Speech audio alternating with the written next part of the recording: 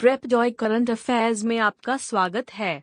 Current affairs सीखने के लिए हमारे चैनल को सब्सक्राइब करें और www.prepjoy.com पर भी जाएं। आज का विषय है 17 नवंबर current affairs Hindi notes. PM Modi ने उत्तर प्रदेश में पूर्वांचल एक्सप्रेसवे का उद्घाटन किया। प्रधानमंत्री नरेंद्र मोदी ने 16 नवंबर 21 को सुल्तानपुर जिले के करवल खीरी में पूर्वांचल एक्सप्रेसवे का उद्घाटन करने के लिए उत्तर प्रदेश का दौरा किया। उद्घाटन के बाद उन्होंने भी शिरकत की। एक्सप्रेसवे पर निर्मित 3.2 किमी लंबी हवाई पट्टी पर भारतीय वायु सेना द्वारा एक एयर शो। पूर्वांचल एक्सप्रेसवे की लंबाई 341 किमी है। यह चौधसराय गांव से शुरू होकर गांव हैदरिया पर समाप्त होती है। सबसे अमीर देशों की सूची में शीर्ष स्थान हासिल करने के लिए चीन अमेरिका से आगे निकल गया। वैश्विक संपत्ति पिछले 2 दशकों में तिगुनी हो गई है, जिसमें चीन सबसे आगे है और दुनिया भर में शीर्ष स्थान के लिए अमेरिका को पछाड़ रहा है। यह सलाहकार मैकिन्से एंड कंपनी की अनुसंधान शाखा की एक नई रिपोर्ट में कहा गया था, जो 10 देशों की राष्ट्रीय बैलेंस शीट की जांच करती है।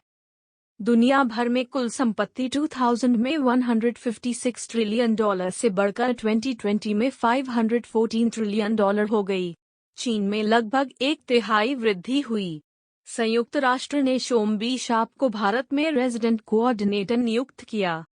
संयुक्त राष्ट्र ने अमेरिका के एक सतत विकास विशेषज्ञ शोम बिशॉप को भारत में अपना रेजिडेंट कोऑर्डिनेटर नियुक्त किया है।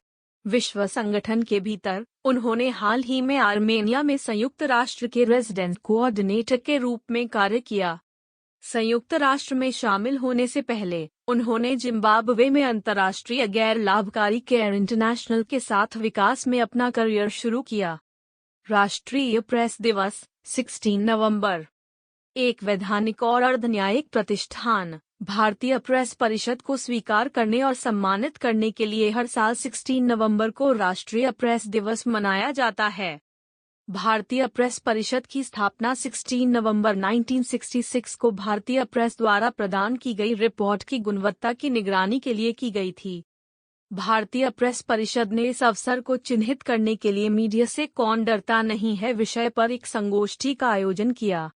भारत का पहला खाद्य सुरक्षा संग्रहालय तंजावुर में खुला। केंद्रीय वाणिज्य, उद्योग, खाद्य और सार्वजनिक वितरण मंत्री पीयूष गोयल ने 15 नवंबर 21 को तमिलनाडु के तंजावुर में भारत का पहला खाद्य सुरक्षा संग्रहालय वस्तुतः लॉन्च किया। संग्रहालय निर्भरता से आत्मनिर्भरता तक भारत की कृषि क्रांति को प्रदर्शित करता है। यह दुनिया के सबसे बड़े खाद्यान्न निर्यातकों में से एक होने के लिए जहाज से मुंह तक भारत की खाद्य सुरक्षा यात्रा को चित्रित करने वाला पहला है।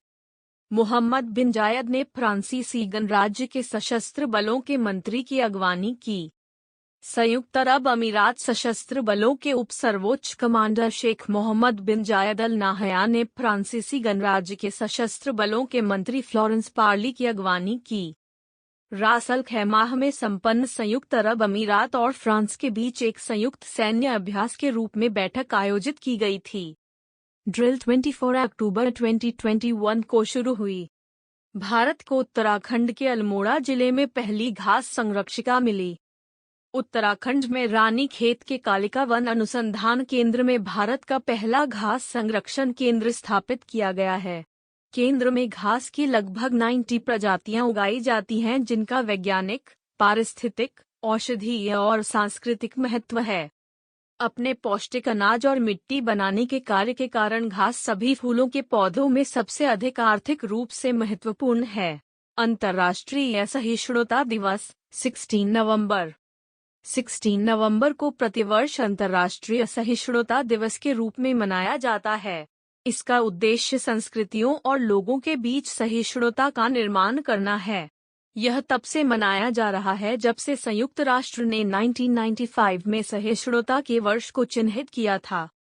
16 नवंबर को इसलिए चुना गया क्योंकि यह यूनेस्को के सहिष्णुता के सिद्धांतों की घोषणा की वर्षगांठ है। पहला ऑडिट दिवस 16 नवंबर 2021 को मनाया गया।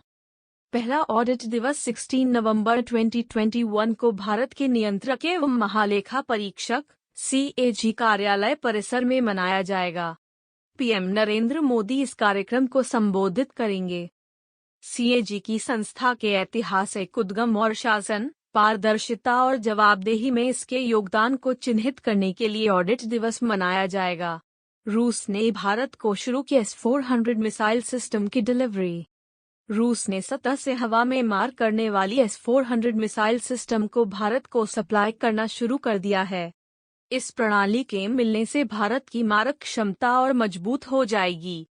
इस बात की जानकारी federal service for military technical cooperation FSMTC के निदेशक दिमित्री शुगेव ने दुबई एयर शो में दी। वीडियो देखने के लिए धन्यवाद। यदि आपके पास हमारे लिए कोई सुझाव है तो कमेंट करें। अगर आपको वीडियो पसंद आया है और इसे अधिक देखना चाहते हैं तो लाइक बटन पर क्लिक करें और भविष्य के वीडियो के अधिक अपडेट प्राप्त करने के लिए सब्सक्राइब बटन पर क्लिक करें।